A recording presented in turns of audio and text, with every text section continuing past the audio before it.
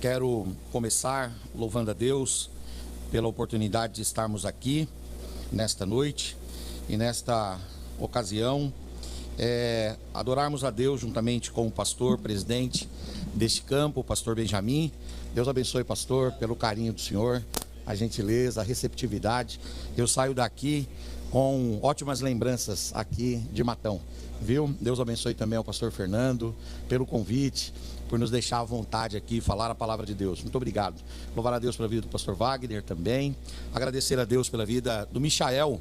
Ontem o Michael fez aqui a mediação do nosso fórum. Deus abençoe. Agradecer a Deus também pela vida do pastor Roberval, que falou também aos nossos corações. Nós aprendemos muito com ele aqui ontem. Agradecer também a Deus pela vida do pastor Benner, que eu conheci hoje. Prazer, viu? O senhor é extremamente gracioso. Deus abençoe, que Deus continue lhe sustentando assim, cheio de graça. Louvar a Deus pela vida do pastor Zaqueu, meu amigo. Deus abençoe.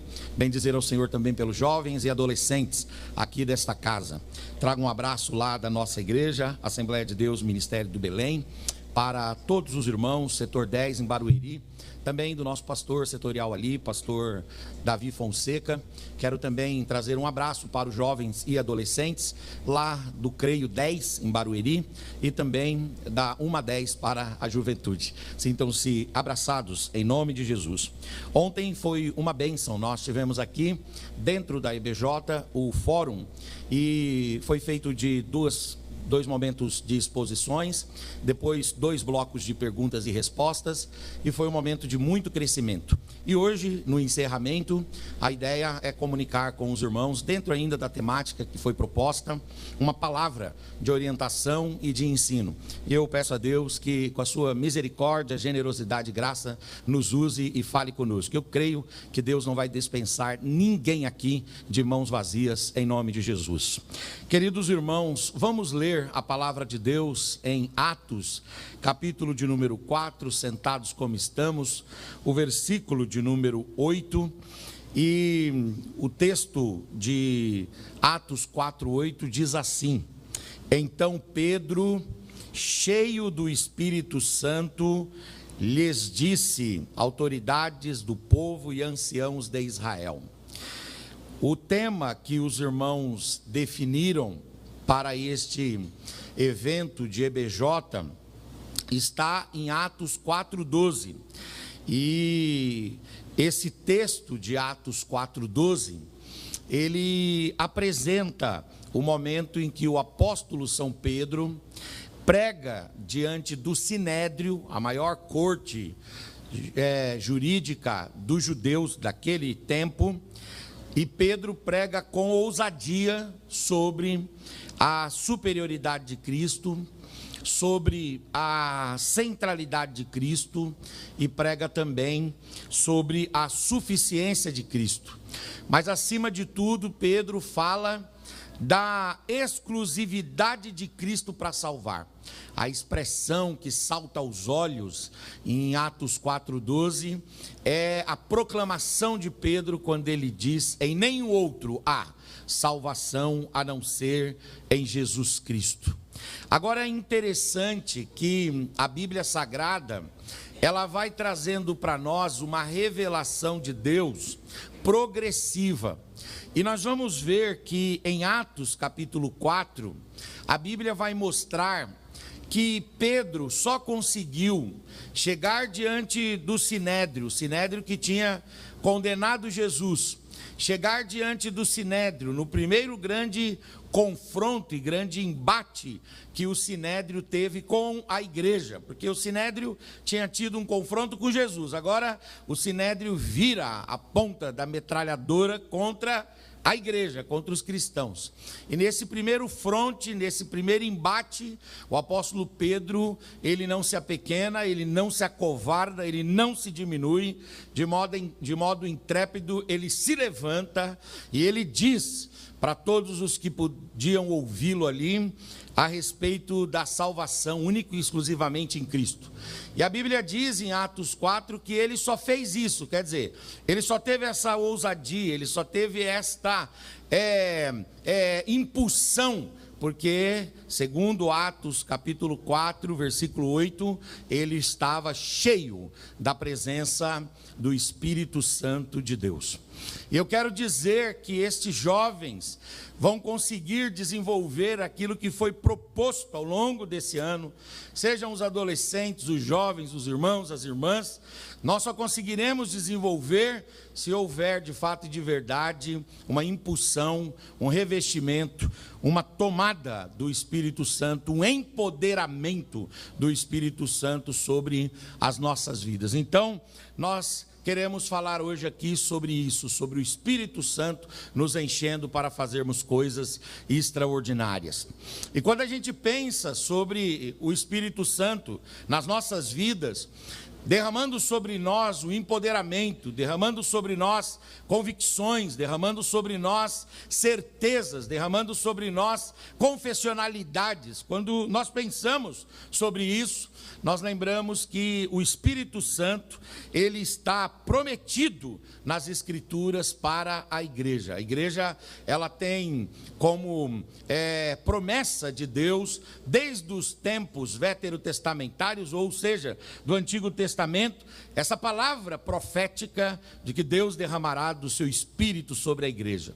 Nós temos o texto de Joel, capítulo 2, versículos 28 e 29, que o profeta Joel, inspirado pelo Espírito Santo, diz algo que nós não podemos abafar, nós não podemos exprimir, nós não podemos calar, nós precisamos difundir, nós precisamos divulgar essa profecia de Joel, porque diz respeito a nós, quando Joel diz, e há de ser que depois destes dias, eu derramarei do meu espírito sobre toda a carne, e os vossos filhos e as vossas filhas profetizarão, os vossos velhos terão sonhos, os vossos jovens terão visões, e também os servos e as servas naqueles dias, sobre eles eu derramarei também o meu espírito. Agora é engraçado que o Senhor Jesus, ele recebe no Novo Testamento, cerca de 450 anos depois de Joel, ele recebe essa palavra, o Senhor Jesus recebe essa palavra ecoa, passa pelo período pós-exílico, passa pelo período intertestamentário, passa pelo período entre Malaquias e Mateus e ecoa, vibra, ressoa no tempo de Jesus. E o Senhor Jesus, ele não, ao ouvir essa palavra, essa promessa, ele não a engaveta, o Senhor Jesus não revoga, o Senhor Jesus não suplanta, o Senhor Jesus não sepulta essa promessa. Pelo contrário, Jesus a endossa, Jesus a reforça, Jesus a ratifica, Jesus a chancela, e Jesus diz, olha, vai acontecer mesmo. Aquilo que Joel profetizou, aquilo que o profeta iluminado, inspirado, elevado pelo Espírito Santo, disse que Deus derramará do seu Espírito sobre a igreja, isso vai acontecer mesmo. E aí Jesus vai ratificar. E aí é interessante quando nós lemos o capítulo 1 de Atos, os irmãos aqui sabem que trata da ascensão de Cristo, daquele momento que depois de ressurreto, depois de andar 40 dias com os discípulos, ter 11 aparições, Jesus vai ser assunto aos céus no Monte das Oliveiras, ante uma comunidade de mais ou menos 500 irmãos, e Jesus vai dar essa palavra, de Atos 1, versículo 5, quando ele diz, porque na verdade, João batizou com água, mas sobre vós haverá de descer o Espírito Santo, vocês serão batizados com o Espírito Santo, e Jesus fala, não muito depois destes dias, Atos 1 e 5, agora é interessante que quando Jesus fala, não muito depois destes dias, o Senhor está aqui mostrando que há uma certa brevidade, há uma certa urgência de sermos cheios do Espírito. Ele disse para os discípulos lá do primeiro século, olha, vocês não vão ser cheios do Espírito daqui muitos anos, muitos meses, décadas, milênios. Não. Depois de algum pouquinho de tempo, vocês vão ser cheios do Espírito. Por estes dias, o que o Senhor está dizendo é que a descida do Espírito Santo sobre eles, sobre aquela comunidade, sobre aquela igreja, sobre aquele povo, tinha uma urgência. Da mesma forma, o Espírito sobre nós também tem urgência. Nós não podemos esperar amanhã para ser cheios. Nós não podemos esperar o próximo congresso, o próximo evento, a próxima aglomeração, o próximo ajuntamento, a próxima agremiação. Não! A noite de sermos cheios é esta. A disposição do Evangelho, a disposição da palavra de Deus está para nós aqui e agora. Se você não ficar disperso, se você se desconectar do celular, se você parar de conversar com a pessoa da direita e da esquerda, e você abrir o seu coração, a sua mente, a sua alma, e se concentrar na palavra, enquanto eu estiver pregando aqui, o Espírito de Deus estará sendo derramado sobre nós. Aleluias, e o Senhor quer isso aqui e agora. Agora é interessante que o Senhor Jesus vai no texto áureo. Se é verdade que no aspecto soteriológico nós temos João 3,16 como texto áureo, porque Deus amou o mundo de tal maneira que deu o seu Filho unigênito, para que todo aquele que nele crê não pereça, mas tenha vida eterna. Esse é o texto áureo da Bíblia no aspecto soteriológico. No aspecto pneumatológico, no aspecto da pneumatologia, que é a doutrina do Espírito Santo, o texto áureo é Atos 1,8. Em Atos 1,8, o Senhor Jesus vai dizer: mas recebereis a virtude do Espírito que há de vir sobre vós, e então ser-me-ão por testemunhas, tanto em Jerusalém como Judeia, Samaria e até nos confins da terra. Quer dizer, aquela promessa que o profeta Joel profetizou, chegou em Jesus e Jesus não a encapsulou, Jesus não a guardou, não, Jesus fez conhecida aquela promessa, Jesus deu vazão, evasividade, expansividade àquela promessa, dizendo: de fato e de verdade, Deus está desejoso de derramar o seu Espírito sobre a igreja, Deus está desejoso, Deus está anelante para fazer isso. E aí finalmente em Atos capítulo 2, a palavra de Deus diz que os discípulos estavam ali em Jerusalém, reunidos em oração, num cenáculo anexo ao templo, e quando eles estão ali, a palavra de Deus diz que o Espírito de Deus veio sobre eles no dia de Pentecostes. O texto de Atos 2, 1-4 diz que, e cumprindo-se o dia de Pentecostes, estavam todos concordantemente no mesmo lugar, e de repente veio do céu um som, como de um vento veemente e impetuoso, e encheu toda a casa, e em que estavam reunidos e assentados, e foram vistas por eles línguas repartidas, como que de fogo, as quais pousaram sobre cada um deles, e todos foram cheios do Espírito Santo e começaram a falar noutras línguas, conforme o Espírito lhes concedia que falassem. É interessante essa expressão: todos foram cheios do Espírito. Por quê? Porque o Espírito na antiga aliança era dada de forma exclusivista. Para um indivíduo estar cheio, o outro tinha que estar vazio. Por exemplo, se a gente pensar o Abel cheio do Espírito, o Caim não está cheio do Espírito. Se a gente pensar, por exemplo, no Ismael vazio do Espírito, para o Isaac estar cheio do Espírito. O Jacó, para estar cheio do Espírito, Esaú tem que estar vazio do Espírito. Quer dizer, para Moisés estar cheio do Espírito, seus irmãos têm que conspirar contra ele. Quer dizer, o Espírito era derramado de modo exclusivo, de modo individualizado, apenas para alguns. Mas aqui a palavra diz que não há sectarização, não há partidarismo, aqui não há segmento, aqui não há departamento. Aqui o Senhor diz que o Espírito desce sobre todos, sobre crianças, sobre adolescentes, sobre jovens, sobre irmãos, sobre irmãs, sobre aquele que entrou agora na igreja e aquele que está na igreja há muitos anos, sobre obreiros, aqueles que dominam a palavra e aqueles que são simples na exposição. Não importa, o Espírito de Deus derrama-se sobre todos. Hoje é noite de todos serem cheios da presença maravilhosa do Espírito. O Espírito vem sobre todos. E é interessante também que no Antigo Testamento, se nós compararmos dispensação da graça com a dispensação da lei, por exemplo, no Antigo Testamento, os discípulos, melhor dizendo, os servos de Deus, eles eram cheios parcialmente.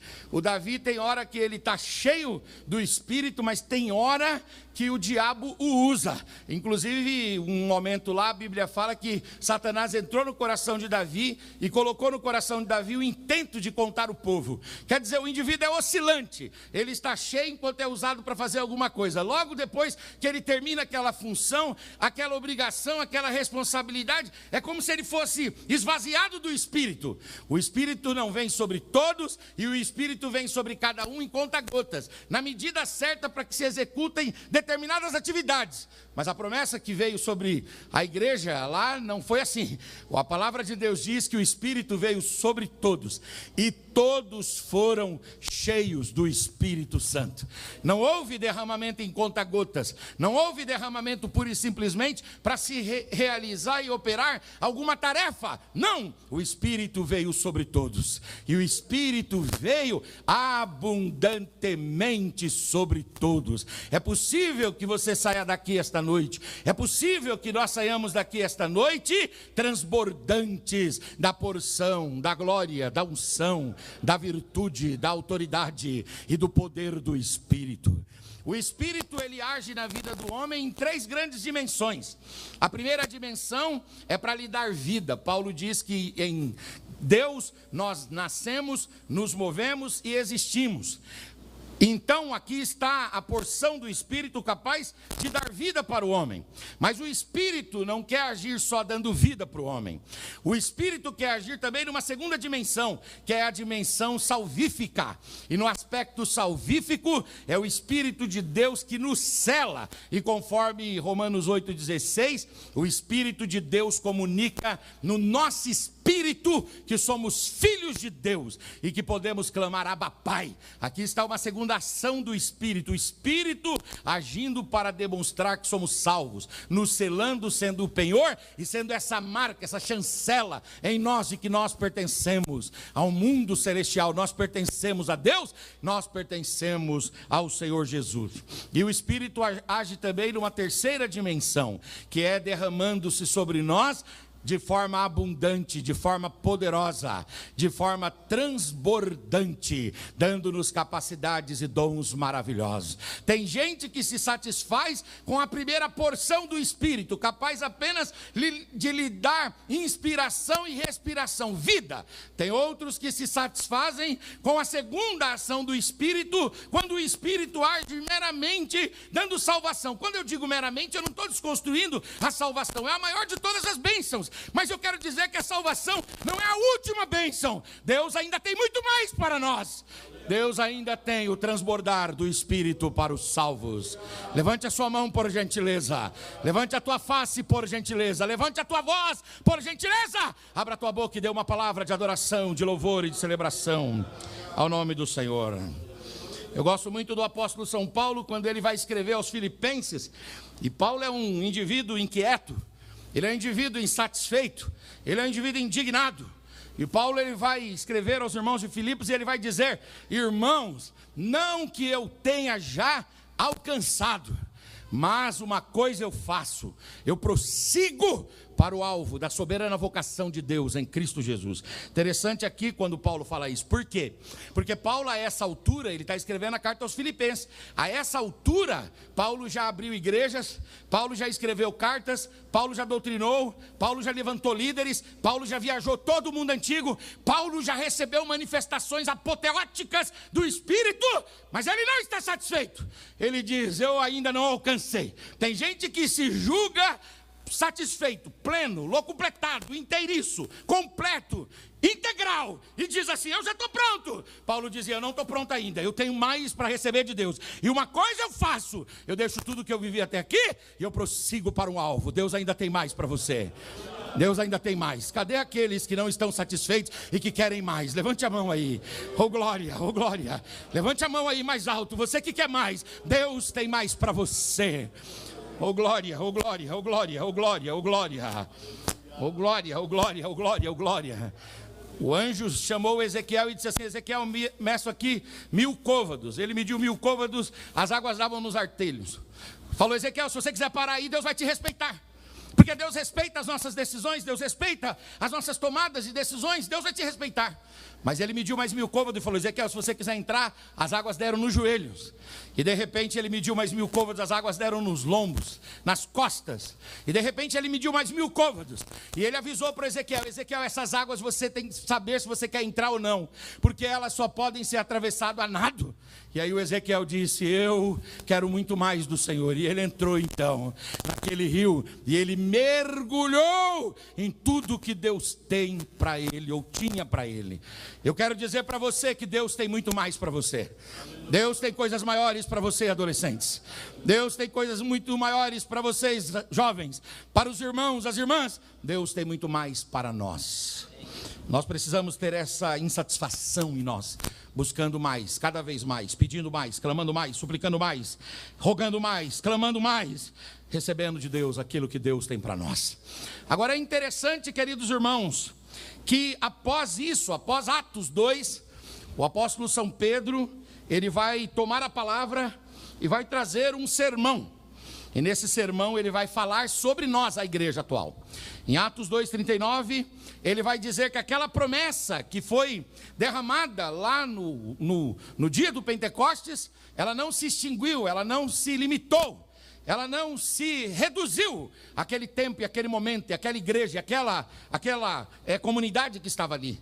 Aquilo também iria se estender e se expandir e chegar até nós. E Pedro vai falar em Atos 2,39, porque a promessa vos diz respeito a vós, diz respeito a vossos filhos e a todos os que estão longe, e a todos e tantos quantos Deus nosso Senhor chamar. O Senhor nos chamou, o Senhor nos alcançou. E Pedro disse: se você foi chamado e se você foi alcançado, essa promessa também é para você. Oh glória, o Pentecostes é para nós hoje. O derramamento do Espírito é para nós hoje. Sermos cheios do Espírito é para nós hoje. A vontade de Deus para a nossa geração está estampada aqui em Efésios 5,18. Não vos embriagueis com vinho, porque nele há o quê? Contenda, mas enchei-vos do Espírito. Deus deseja que os adolescentes aqui sejam cheios do Espírito. Deus deseja que os jovens sejam cheios do Espírito. Deus deseja que os irmãos sejam cheios do Espírito, as irmãs sejam cheias do Espírito, os músicos sejam cheios do Espírito, os cantores sejam cheios do Espírito, os pregadores sejam cheios do Espírito, os ensinadores sejam cheios do Espírito. A igreja não vale pela arquitetura física, a igreja não vale pelo painel de LED que ela tem, a igreja não vale pelos estacionamentos, ela não vale por todos estes penduricalhos que a compõem. Não, tudo isso é coisa de menor importância. A igreja vale pelos irmãos cheios do Espírito, pelas tochas vivas que a compõem. Você é o maior patrimônio de Deus aqui nessa igreja. E o que faz de você o maior patrimônio é que o Espírito de Deus está derramado sobre você. Levante a sua mão, por gentileza. Levante a tua face, por gentileza. Levante a tua voz, abra a sua boca. Orecandoremachurabai. E dê uma palavra de adoração, de louvor e de celebração ao Senhor. Agora surge uma pergunta: o que pode fazer um homem cheio do Espírito? O que pode fazer um jovem cheio do Espírito? O que um adolescente cheio do Espírito pode fazer? O que pode fazer uma mulher cheia do Espírito Santo? O que pode fazer? O que pode fazer um pastor cheio do Espírito? O que pode fazer uma família cheia do Espírito? E uma igreja cheia do Espírito? O que pode acontecer? O capítulo 4 de Atos nos mostra o que acontece com alguém que está cheio do Espírito Santo de Deus. A primeira coisa que acontece com uma pessoa cheia do Espírito é que essa pessoa tem o seu caráter transformado. O Pedro, irmãos, os irmãos sabem muito bem da história de Pedro. Estou falando a uma igreja biblicista que conhece as escrituras capa a capa, e os irmãos sabem muito bem que o Pedro, ele era um indivíduo impulsivo. Em João capítulo 18, versículo de número 10, diz assim: então Simão Pedro, que tinha uma espada, puxou dela e feriu o servo do sumo sacerdote, cortando-lhe a orelha direita, e o nome desse servo era Malco. O Pedro, ele era um homem que ele era impulsivo, ele não controlava o seu espírito, não controlava a sua boca, não controlava as suas mãos. Ele era um indivíduo de dura serviço, ele era um indivíduo altivo, ele era um indivíduo descontrolado, emocionalmente descompensado. E quando ele viu-se ameaçado lá no Getsêmani, no momento da oração ele estava armado. No momento da oração ele estava com uma espada, e quando o Malco pensou que não, ele cortou a orelha do Malco. O indivíduo, um espadachim, tinha um domínio da esgrima de fato e de verdade, dominava a arte de cortar coisas, mais do que um espadachim, né, da China ou da Ásia. Pedro dominou a espada e cortou a orelha do Malco. E quando ele cortou a orelha do Malco, Jesus foi lá e curou a orelha do Malco e falou: calma, Pedro, guarda a espada, porque ninguém vai impedir eu de beber esse cálice, é necessário que eu passe por isso aqui, calma, rapaz. E aí o Pedro ficou calmo. Mas é interessante que depois do derramamento do Espírito sobre ele, Pedro estava lá, o Pedro teve a sua vida mudada, o seu caráter mudado. O Espírito Santo, quando age em nossa vida, ele muda o nosso caráter, muda os nossos valores, ele muda as nossas impulsões, ele muda a nossa natureza, ele transforma-nos. Ele de fato e de verdade muda-nos de forma radical. E é interessante, irmãos, que nós vemos essa mudança de Pedro em alguns momentos, mas um deles eu gostaria de destacar aqui. Quando o apóstolo Paulo, em Gálatas 2, escreve aos irmãos da Galácia e diz que ele, Paulo, resistiu Pedro na cara, na frente de toda a comunidade. Ele diz que ele colocou o dedo na cara de Pedro e desafiou Pedro na frente e no meio de toda a igreja que estava reunida na Galácia. Paulo diz: eu coloquei o dedo na cara de Pedro e eu resisti Pedro. Eu quero dizer uma coisa para os irmãos: se Pedro, quando se sentiu ameaçado pelo Malco, ele cortou a orelha do Malco, quando ele está aqui se sentindo humilhado, exposto, quando ele está aqui se sentindo acossado por Paulo, o que Pedro poderia fazer com o dedo de Paulo? Pedro podia quebrar aquele dedo, Pedro poderia esmagar aquela mão de Paulo, mas Pedro não faz isso. Paulo diz lá em Gálatas 2, que Pedro abaixou a cabeça e saiu humilhado. É assim que Deus faz. Deus pega o valentão que enfrentava tudo e todos e dá para ele agora uma sensibilidade. Ele baixa a cabeça, ele deixa que o Senhor fale por ele, ele deixa que o Senhor o justifique. É exatamente isso que o Pedro vai fazer. E o Pedro não vai fazer isso e vai ficar ressentido, porque tem gente que nos ameaça, a gente não fala nada, mas a gente leva para o coração, a gente leva aquilo para o coração, aquela palavra dita, aquela ofensa, aquela agressão, aquela violação, a gente leva para o coração. Mas o Pedro não tinha espaço mais no seu coração para picuinhas. O Pedro não tinha espaço no seu coração para ódios, mágoas, para angústias, para raivas, para planejamentos e planos contra o outro. Pedro não tinha isso no coração.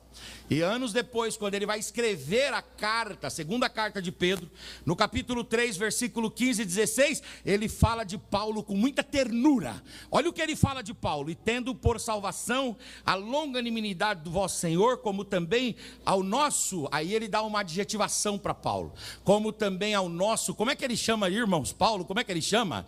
Ao nosso amado irmão, Paulo vos escreveu segundo a sabedoria que lhe foi dada, falando disto, como em todas as suas epístolas, entre os quais há pontos difíceis de entender. Ele diz: há pontos difíceis de entender, mas ele é o nosso amado e ele é o nosso irmão. Quem é que faz com que esse Pedro, que é um indivíduo de temperamento descontrolado, um indivíduo revanchista, reacionário, um indivíduo que paga na mesma moeda, agora ele cala a sua boca, ele baixa a sua cabeça, ele não deixa a mágoa entrar no coração, e lá na frente, quando ele tem a oportunidade de tratar, ele não trata como aquele que lhe apunhalou, aquele que lhe envergonhou, aquele que lhe resistiu, mas ele trata como um amado irmão. Quem faz isso, irmãos, é o poder do Espírito Santo de Deus. Um jovem cheio do Espírito, um adolescente cheio do Espírito, uma igreja cheia do Espírito torna-se amável. A amabilidade é uma marca daquele que é cheio do Espírito. É interessante que o Senhor, Ele trabalha nas nossas afeições e Ele nos deixa mais amados, ou amantes, amorosos, afetuosos. Ele nos aumenta a amabilidade na alma.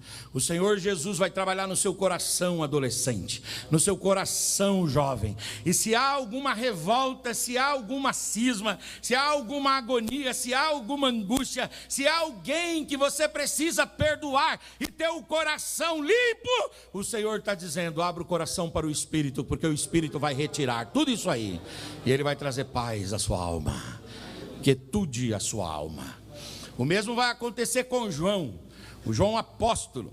Interessante o texto de Marcos 3,17. Diz assim: Tiago, filho de Zebedeu, e João, seu irmão, aos quais o Senhor Jesus deu o nome deles de Boanerges, que quer dizer o quê? Filhos do trovão. Alguém aqui assistiu a série da Marvel? Não tem lá o Thor? O Thor é o filho do trovão, o Thor, né, da Marvel, é o filho do trovão. O João era chamado de filho do trovão. E por que Jesus deu esse nome, Boanerges? Essa expressão aí é uma expressão aramaica, porque o João, ele tinha um temperamento explosivo, ele tinha um temperamento forte, ele tinha um temperamento descontrolado. Interessante, irmãos, que o João, ele tinha um coração totalmente vingativo. Eu quero ler com os irmãos Lucas, capítulo 9, versículo 54, que está registrado o seguinte: e os seus discípulos Tiago e João, vendo isto, disseram: Senhor, queres que digamos que desça o que, irmãos, aí? Fogo do céu e os consuma, como Elias também fez? Ele queria que Samaria fosse destruída, ele queria que a cidade fosse queimada, ele queria pôr fogo em todas as casas, em todas as famílias, ele queria ser ali um incendiário de Samaria. Aí o Senhor Jesus vai e pergunta para ele: qual é o vosso espírito? Que espírito é o vosso? É o espírito que você só recebeu do seu pai e da sua mãe? É o espírito que você formou apenas de forma humana e natural? Esse é o seu espírito? O Senhor vai fazer uma obra na sua vida, e o Senhor vai mudar esse espírito, o Senhor vai transformar esse espírito, o Senhor vai derramar o Espírito Santo sobre você, e vai trazer a você uma nova característica. E aí aconteceu com João, ao longo da sua vida, o Espírito de Deus foi agindo sobre ele, inclusive na escritura joanina, sobretudo no Evangelho de João, é onde mais aprendemos sobre o Espírito Santo. O Espírito Santo foi trabalhando, movendo-se, agindo, derramando-se sobre João.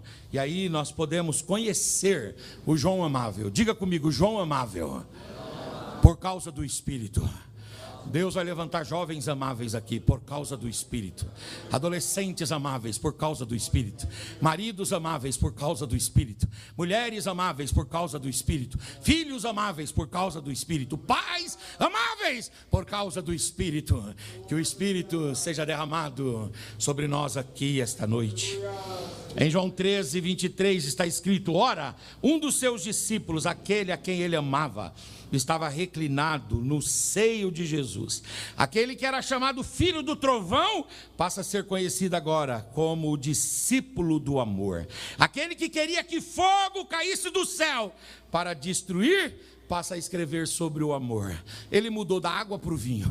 Ele era um indivíduo bravo, um indivíduo reacionário, mas o Espírito veio sobre ele. O Espírito equilibrou o seu temperamento, o Espírito equilibrou a sua mente, o Espírito equilibrou a sua alma, o Espírito trabalhou nas vociferações do seu interior, aleluia, e fez calar todas as vozes internas, para que a única voz que falasse no seu interior fosse a voz de Deus, a voz da palavra, a voz de Deus, a voz da palavra. Em 1 de João 4,7, João vai dizer: amados, amemos uns aos outros, porque o amor é de Deus, e qualquer que ama é nascido de Deus, e esse conhece a Deus. Deus quer levantar aqui adolescentes amados e adolescentes amáveis.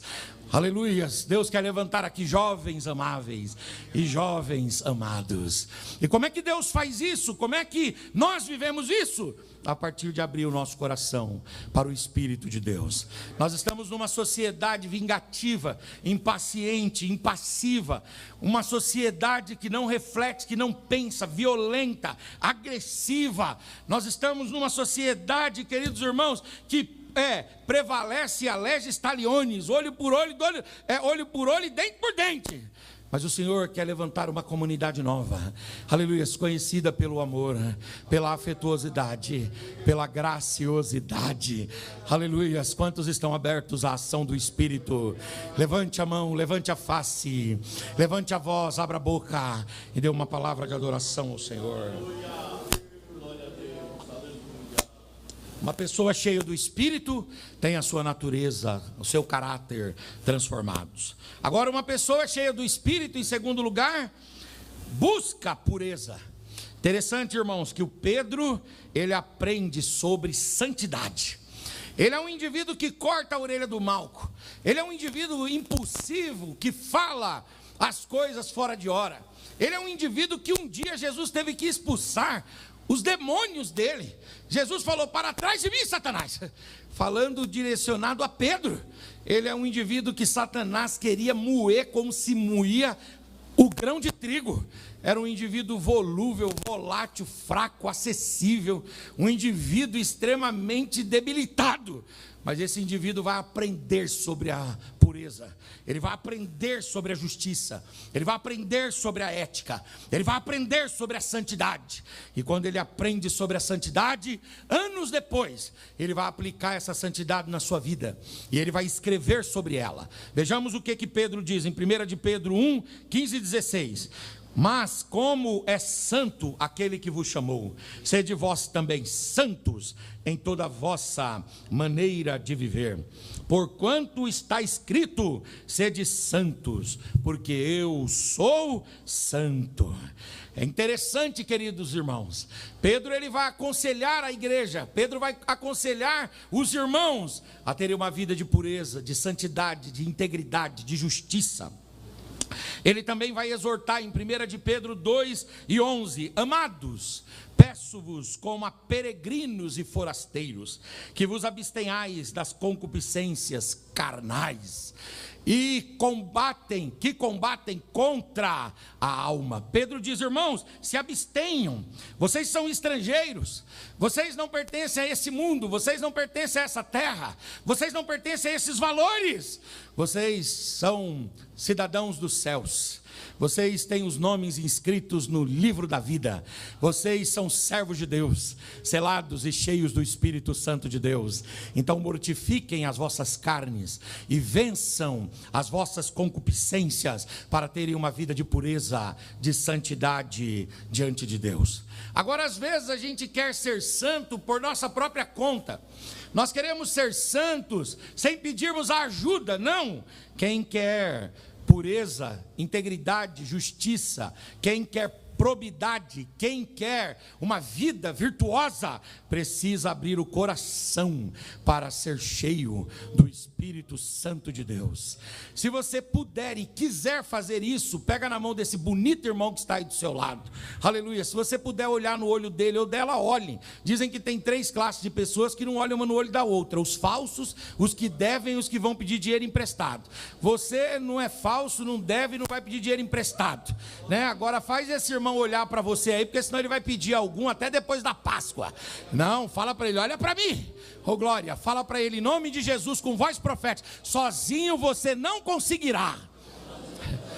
Diga: mas você não está só. Mas você não está só. O Espírito Santo de Deus está com você. Você não está só. O Espírito Santo de Deus está com você. Esse microfone, né? Tá com aquela falha, né? Vai, insiste com ele mesmo. Glória a Deus, glória a Deus, glória a Deus. A igreja, queridos irmãos, ela é ilustrada na própria carta de Pedro mesmo como uma geração santa. E Salomão, quando ele vai falar de forma profética, é claro, sobre o povo de Deus, eu gosto muito desse texto, vejam aí, Cantares, capítulo de número 4, versículo 12. Ele diz: jardim fechado és tu, ó minha irmã, esposa minha, manancial fechado e fonte selada. O Senhor quer que você se resguarde, o Senhor quer que você se preserve, adolescente. Não abra para conhecer a maconha, a cocaína, o cigarro, a bebida. Não abra para conhecer o sexo de forma precoce. Não abra para experimentar as coisas pecaminosas que as Escrituras Sagradas dizem para evitarmos. Não abra o seu coração. Feche a sua mente, feche a sua alma. Guarde-se para o Senhor. E quando alguém perguntar para quem você está se guardando, você diga: eu sou um jardim fechado para o Senhor. Eu sou, aleluias, uma fonte cercada para o Senhor. O Espírito nos transforma em jardim fechado. A pureza não é isolamento meramente, é consagração. A santidade não é ausência de tentação, é uma decisão diária. Tem um hino do Thales Roberto que ele diz que todos os dias eu escolho Deus. Você precisa escolher Deus todos os dias, sábado, domingo, segunda, terça, de manhã, de tarde, de noite. Por quê? A santidade não é ausência de tentação, mas é uma decisão diária. Na faculdade, você é santo quando permanece íntegro, mesmo quando todos os demais relativizam valores. A santidade é quando você não negocia princípios para ser aceito. Tem muita gente que vende-se, amolece, muita gente que se dobra para ser aceito. Ah, pastor, mas lá na escola eu vou parecer um alienígena. Lá na escola eu vou parecer quadrado. Lá na faculdade eu vou parecer quadrado. Quando alguém perguntarem para você da onde você é, diga: eu sou um vocacionado para o celestial.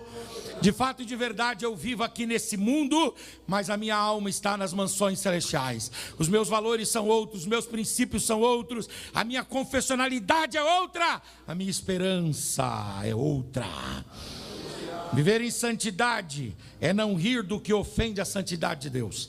Nós estamos na era dos rios, nós estamos na era dos gifs, dos memes. E geralmente a gente dá risada daquilo que ofende a santidade de Deus. Não, senhores.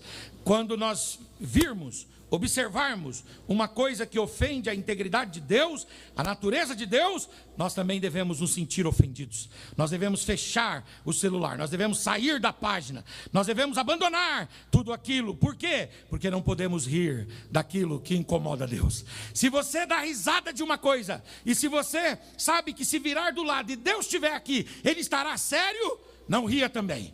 Não ria também. Respeite a dor de Deus quando Ele está sendo ofendido ali. E afaste-se daquilo. E faça aquilo que agrada ao Senhor. Que louva o Senhor e que traz alegria ao Senhor. No curso técnico, você é santo quando você é excelente, sem pactuar com corrupção. É santo aquele que aprende a profissão sem perder a alma. Hoje nós estamos na comunidade, na sociedade que é marcada pela tirania da meritocracia. Então a gente precisa produzir, entregar, precisa fazer, se aperfeiçoar, se profissionalizar, estudar. E às vezes, nessa busca por preparo e nessa busca por nos entregarmos a uma vida profissional irretocável, nós acabamos abandonando a nossa vida espiritual. Não! Quem é santo equilibra as coisas e não deixa a alma se perder. Não deixa a alma se perder. Ser santo é ser luz em ambientes dominados por vulgaridades. Ser santo, lá no ensino médio e no ensino fundamental, é guardar o coração desde cedo. Ser santo é escolher amizades que edificam. Nem todas as amizades edificam você. É preciso que você seja seletivo com as suas amizades. Nem todos devem sentar-se à sua mesa, nem todos devem ter a sua companhia ali. Por que não? Porque a palavra de Deus diz que as más conversações fazem o quê? Corrompem os bons costumes. Deus te levantou naquele lugar, naquela escola, naquela faculdade, para ser um luzeiro e um referencial ali. Vamos ver se vai dar certo agora. Beleza. Viver em santidade é entender que a popularidade não vale mais que a presença de Deus. Tem muita gente vendendo a alma para ser popular, para conseguir curtidas, para conseguir comentários, compartilhamentos. Viver na santidade é viver nas redes sociais, lembrando que o jardim fechado de Deus em nós também tem portões no mundo digital, e às vezes você precisa fechar esses portões no mundo digital e dizer: não vou colocar os meus olhos sobre isso. É não se expor e não expor aquilo que é íntimo. Viver em santidade é não consumir aquilo que contamina a mente.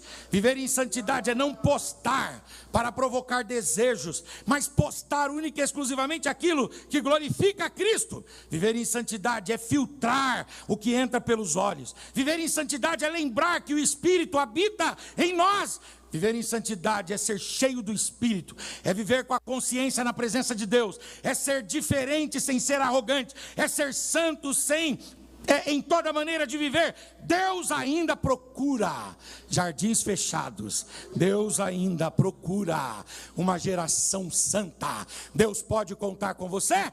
Levante a sua mão, por gentileza.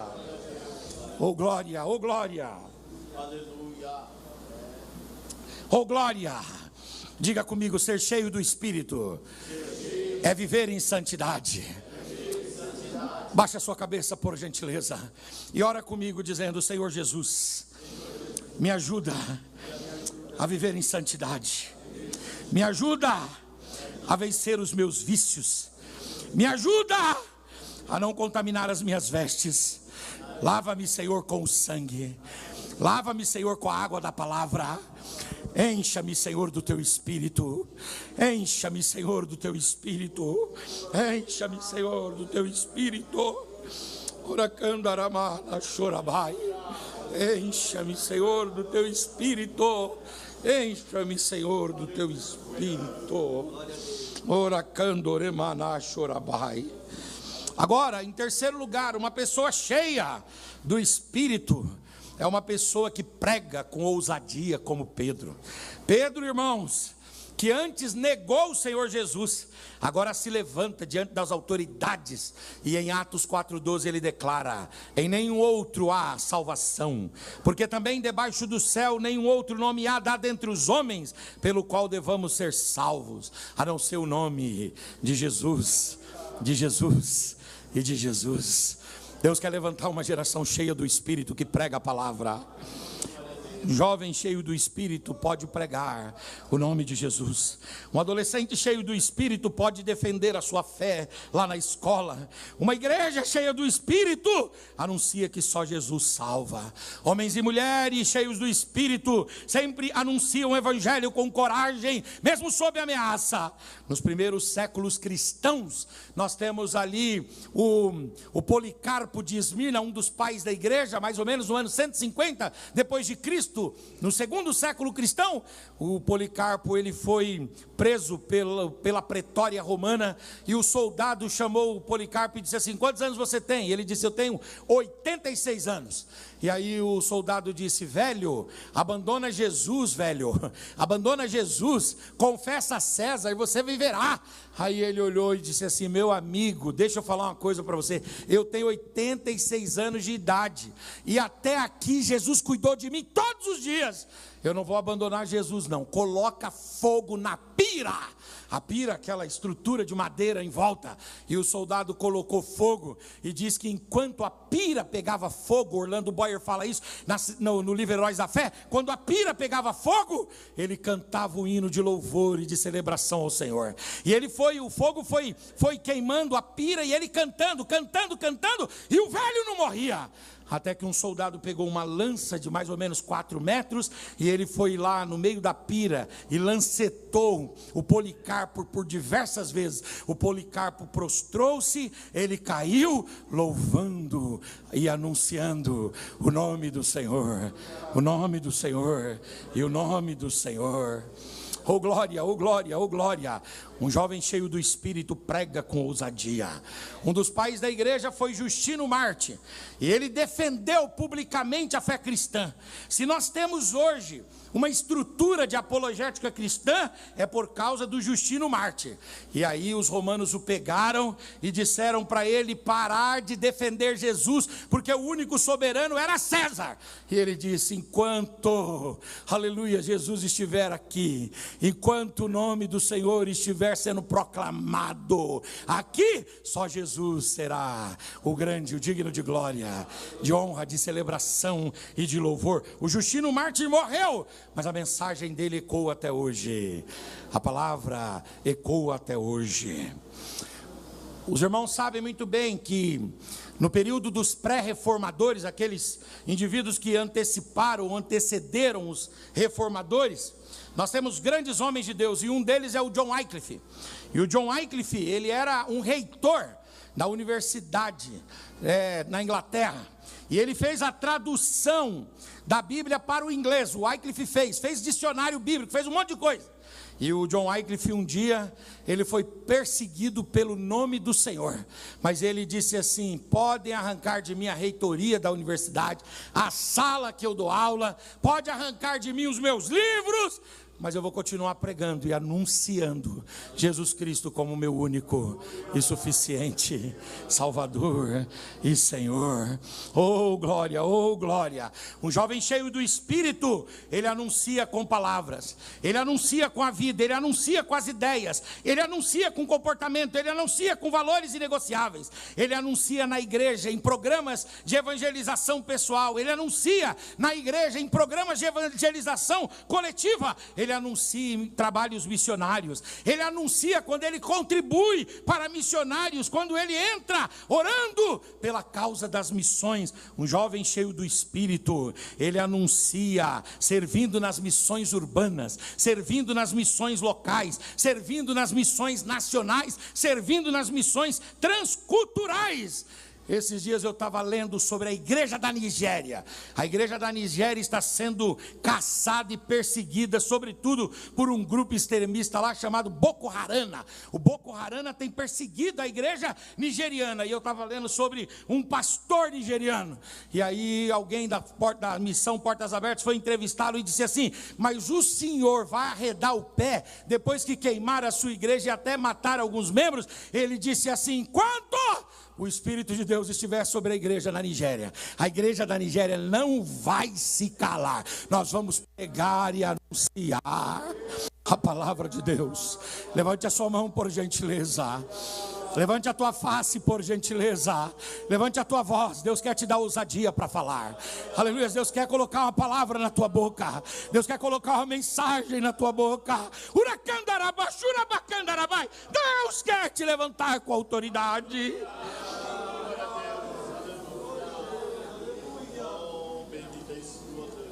Deus continua levantando uma geração ousada. Quando os movimentos se reúnem e milhares de adolescentes proclamam o Evangelho. Lá em São Paulo nós temos o Evangeliza Day, o dia da evangelização. Acho que aqui também tem, né? O dia da evangelização. E nós temos lá também um movimento da evangelização no Hopi Hari. Lá nós colocamos 12 mil adolescentes no Hopi Hari, e muitos adolescentes foram e levaram amigos, e aí depois tem o culto, celebração. Ah, pastor, mas foram lá para brincar. É verdade, mas no meio da brincadeira um vai falando de um testemunho, outro vai falando da palavra. E quando jogaram a rede, milhares de adolescentes vieram à frente aceitando Jesus. Eventos evangelísticos que foram promovidos no Brasil, como o movimento Dunamis, como o Descende, que recentemente, nos últimos finais de semana aí, lotou 5 ou 6 estádios no Brasil. Uma geração cheia do Espírito não se esconde. Ela proclama, ela serve, ela vai, ela sustenta, ela intercede. Uma geração cheia do Espírito prega com ousadia.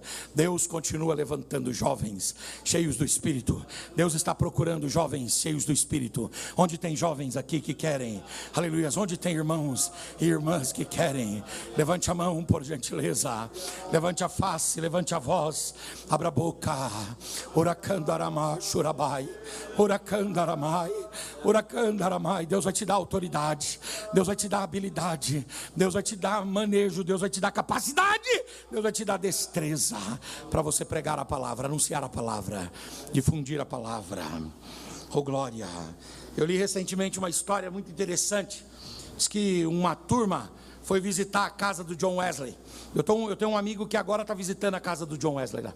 E aí diz que essa turma foi visitar a casa do John Wesley, e era uma turma de crianças. E de repente acabou a visitação, foram colocar todos os adolescentes e jovens no ônibus. E o motorista, ao contar, percebeu que estava faltando um. Foi lá correndo na casa para ver e encontrou perto da cama do John Wesley, tinha um espaço assim que o John Wesley usava para orar. E ali o John Wesley colocava os seus joelhos no assoalho e afundava o assoalho. E quando ele afundava o assoalho ali, ficou 2 marcas. E aquela criança foi lá e enfiou o joelho certinho naquelas marcas e estava orando ali, orando. O motorista disse: Billy Graham, levanta, vamos embora. Nós não sabemos o que ele estava pedindo, mas nós sabemos o que ele se tornou: o maior evangelista dos últimos anos. Oh glória, Deus quer levantar você, levante a mão. Deus quer levantar você, levante a face, Deus quer levantar você. Quantos querem? Aleluia. Quantos clamam, quantos pedem, quantos suplicam, quantos rogam, quantos dizem: Senhor, me enche, me dá a tua palavra, me enche, me usa, me enche, Senhor, me dá a tua palavra, me dá a tua palavra, me dá a tua palavra, me dá a tua palavra.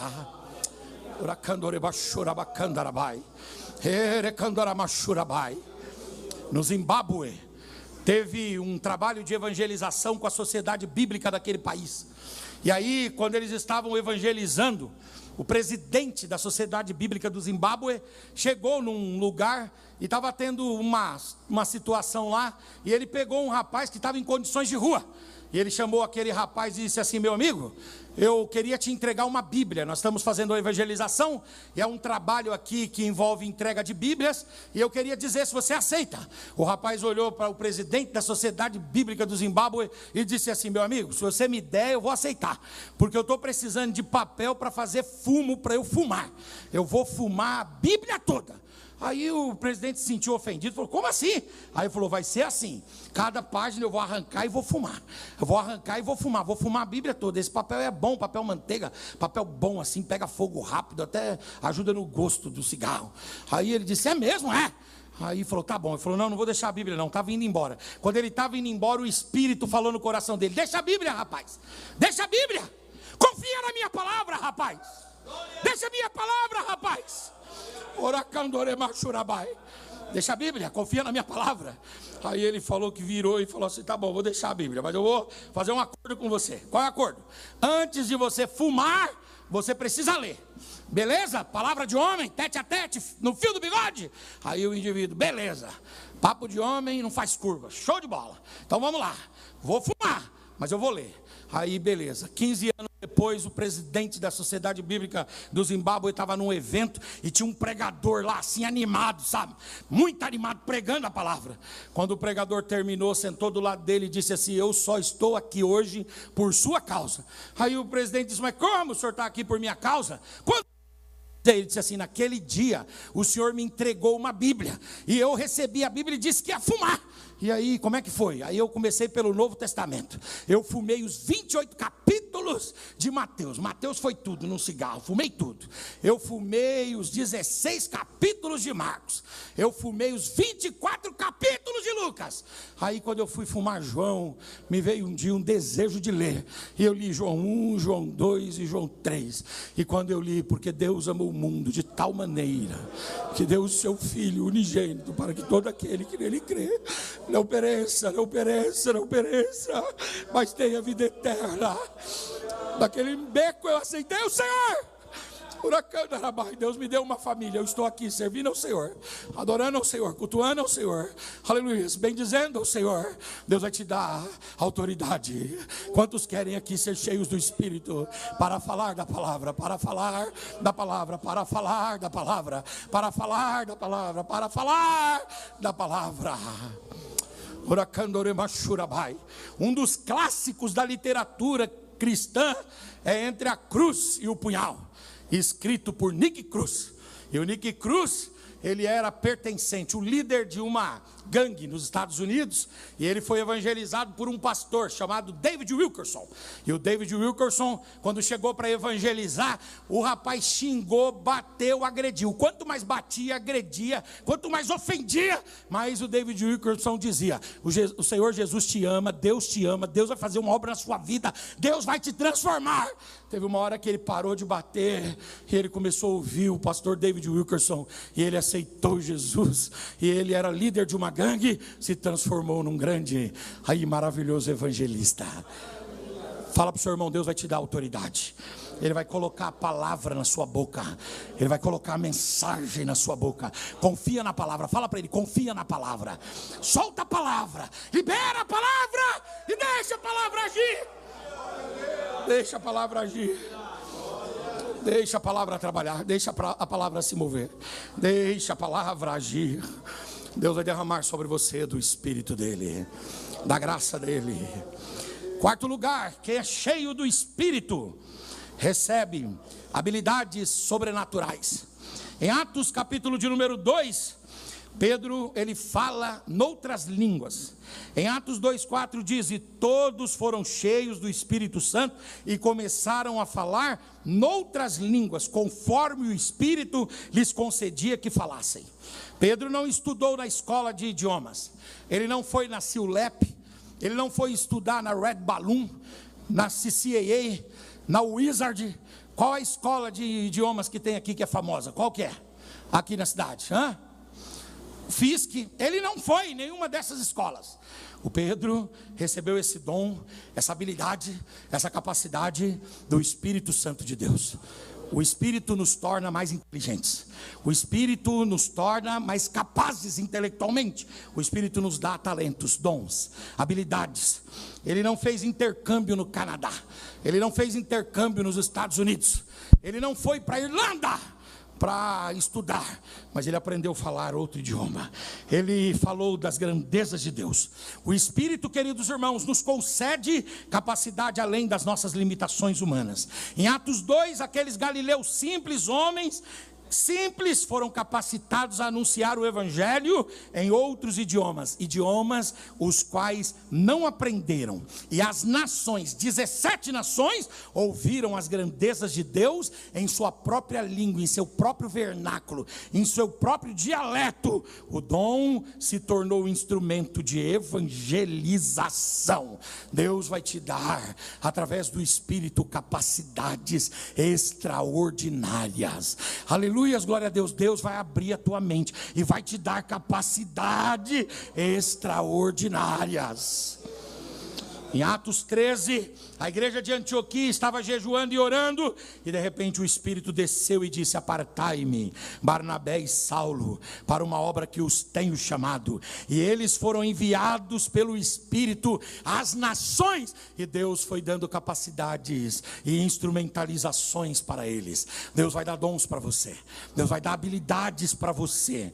Em Atos 19:6, quando Paulo impõe as mãos sobre os discípulos em Éfeso, a Bíblia diz: e eles foram cheios do Espírito, e eles falaram noutras línguas, e eles profetizaram, e o Espírito deu para eles manifestações e ousadias.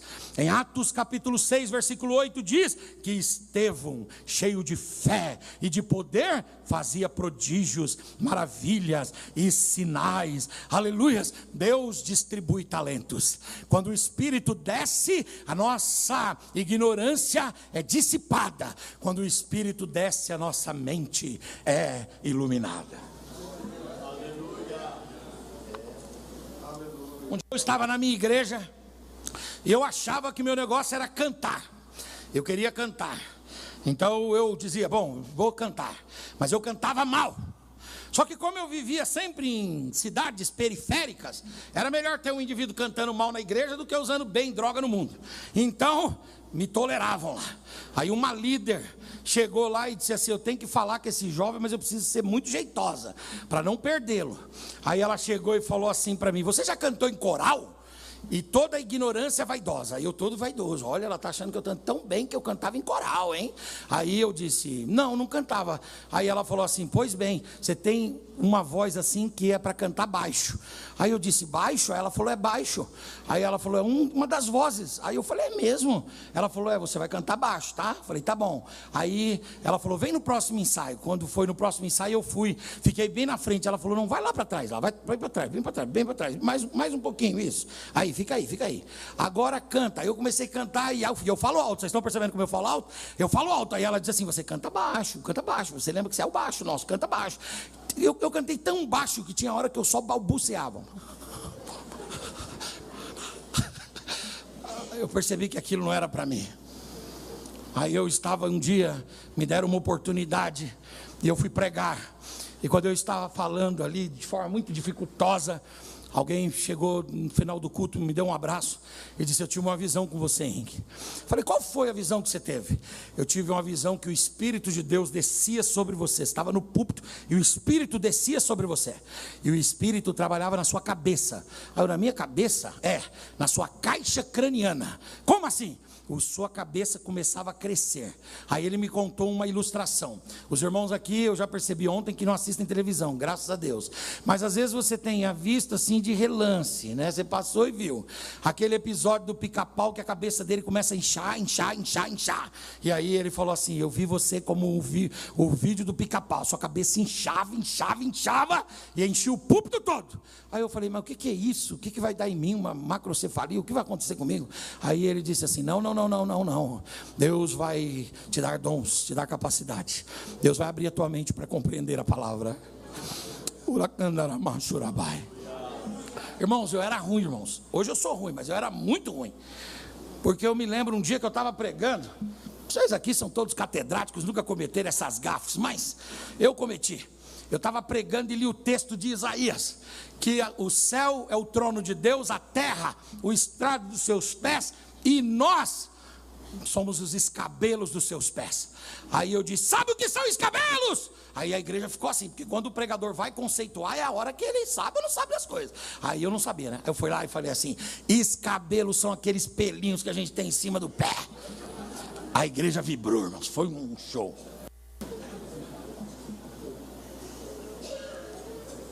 Fala para o seu irmão, no meio da multidão, diga, no meio da multidão, sempre tem alguém que sabe de verdade. Fique esperto, fala para ele, fique esperto.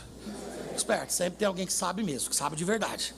Aí quando terminou aquele negócio, um senhor me chamou e disse assim, ô jovem, você tem dicionário bíblico na sua casa?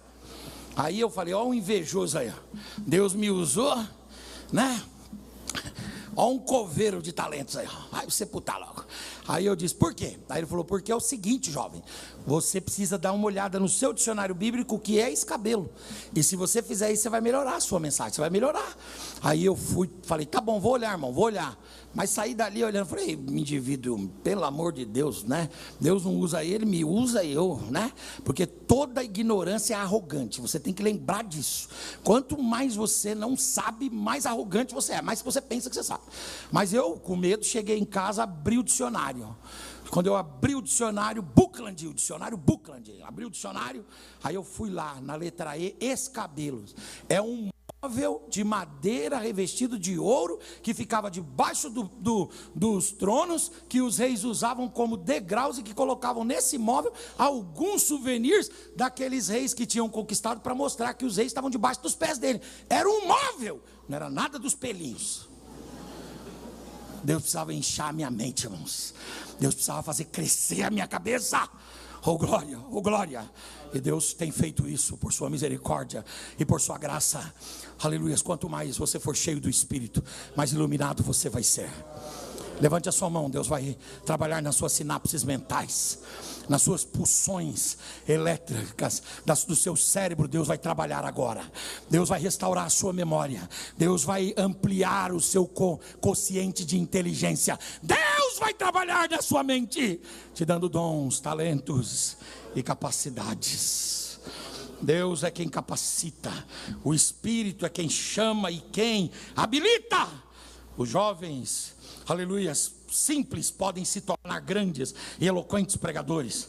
Homens sem influência, cheios do Espírito, podem se transformar em instrumentos de transformação.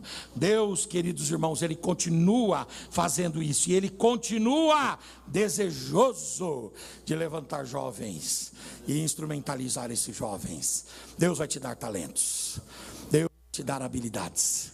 Deus vai te dar dons. Fique de pé no seu lugar em nome de Jesus. Fica de pé no seu lugar em nome de Jesus. Fica de pé em nome de Jesus. Oh glória, oh glória. Deus quer derramar sobre nós dons, talentos.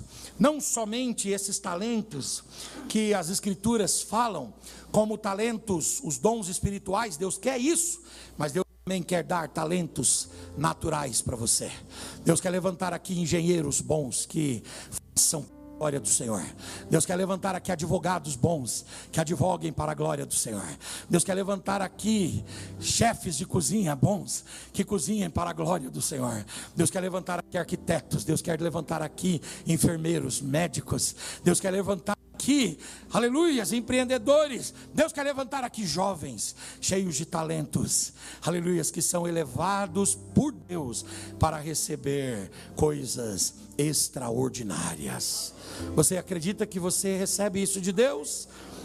Pega na mão desse irmão em nome de Jesus. Se você puder, levante a mão dele como se levanta a mão de um campeão de Deus. E diga, talvez você não tenha em você mesmo. Diga, talvez você não tenha em você mesmo, mas o Senhor vai trazer para você. O Senhor vai prover para você.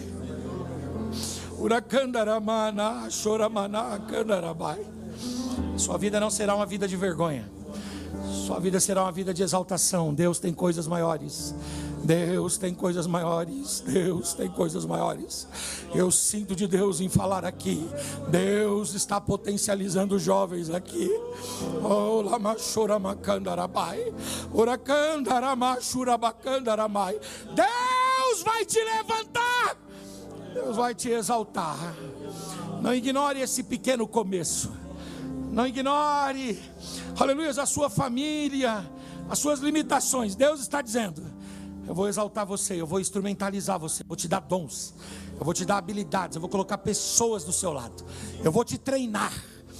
Oh glória, quando você estiver pronto, eu vou te projetar, para que você faça a minha obra, para que você louve o meu nome, para que você engrandeça o meu nome nessa terra. O meu nome será engrandecido na tua vida. O meu nome será engrandecido na tua vida. O meu nome será engrandecido na tua vida.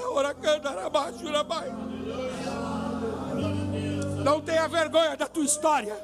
Não tenha vergonha do teu começo. Não tenha vergonha. Uracandarabai. Fale com orgulho, foi o Senhor quem fez isso. Foi o Senhor quem fez isso. Foi o Senhor quem fez isso. Foi o Senhor e somente o Senhor quem fez isso. Nós pregamos a Tua palavra. Tua palavra é viva, ela é eficaz. Ela é mais cortante do que qualquer espada de 2 gumes. Ela vai até a divisão da alma, do espírito, juntas e medulas. E ela é apta para discernir as intenções e os pensamentos do coração. Nós anunciamos a Tua palavra, e a Tua palavra falou conosco aqui, que quando somos cheios do Espírito, nós temos o nosso caráter transformado. Quando somos cheios do Teu Espírito, nós andamos na vida de santidade. Quando somos cheios do Teu Espírito, nós podemos, Senhor, pregar com ousadia. Quando somos cheios do Teu Espírito, recebemos talentos, habilidades e dons. Ah, meu Deus, abra os Teus celeiros aqui esta noite. Abra, Senhor Deus, os Teus celeiros e faça ser derramado sobre nós aqui esta noite dons e talentos maravilhosos, Senhor. Levanta aqui engenheiros extraordinários, arquitetos extraordinários. Levanta aqui advogados extraordinários, encanadores extraordinários, chefes de obras extraordinários. Levanta aqui, Senhor, cozinheiros extraordinários, controladores de acesso extraordinário. Levanta aqui, Senhor, levanta aqui, Senhor, levanta aqui. Ó Deus, homens e mulheres cheios do Teu Espírito, cuja trajetória louva e engrandece o Teu nome, o Teu nome e o Teu nome. Amém.